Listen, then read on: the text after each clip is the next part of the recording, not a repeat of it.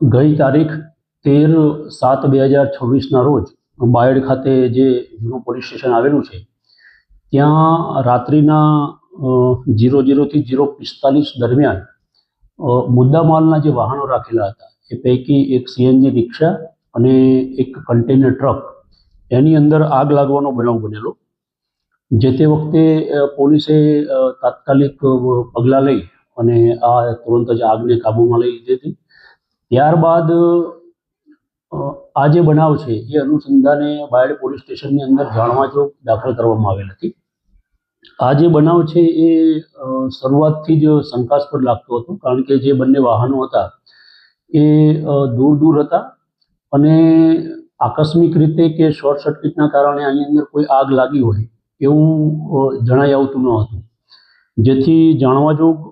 દાખલ કરી અને ઊંડાણપૂર્વક પોલીસ દ્વારા તપાસ હાથ ધરવામાં આવેલી. જે દરમિયાન હ્યુમન ઇન્ટેલિજન્સ અને આજુબાજુમાં તપાસ કરતા આ બનાવ અનુસંધાને બે શંકાસ્પદ જે વ્યક્તિ હતા તેઓની આની અંદર સંડોવણી જણાઈ આવેલી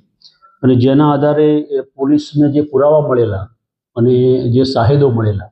એ અનુસંધાને બંને વ્યક્તિઓની પૂછપરછ કરતા જે આરોપી છે રોહિત કુમાર સુરેશભાઈ ઠાકોર અને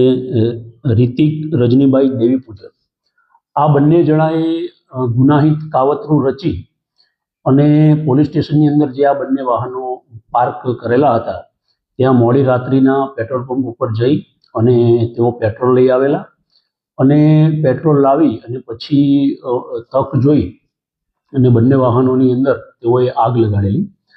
આ આગ લગાડવાનું કારણ એવું હતું કે આમાં જે આરોપી છે રોહિત કુમાર સુરેશભાઈ ઠાકોર એનો આગલા દિવસે પોલીસે પીધેલાનો કેસ કરેલો અને કાયદેસરની કાર્યવાહી હાથ ધરેલી હતી. જેનાથી નારાજ થઈ, પોતે પોલીસથી નારાજ હોય, પોલીસને નુકસાન કરવા માટે થઈ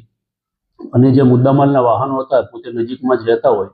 ગુનાહિત કાવતરું રચી અને આ જે કન્ટેનર ટ્રક છે અને સીએનજી રિક્ષા છે એને બંને આરોપીઓએ ભેગા મળી અને સળગાવી દીધેલી. બંને આરોપીઓ વિરુદ્ધ સરકાર તરફે ગુનો દાખલ કરવામાં આવેલો છે અને બંને આરોપીઓની ધરપકડ કરી અને કાયદેસરની કાર્યવાહી હાથ ધરવામાં આવેલી છે.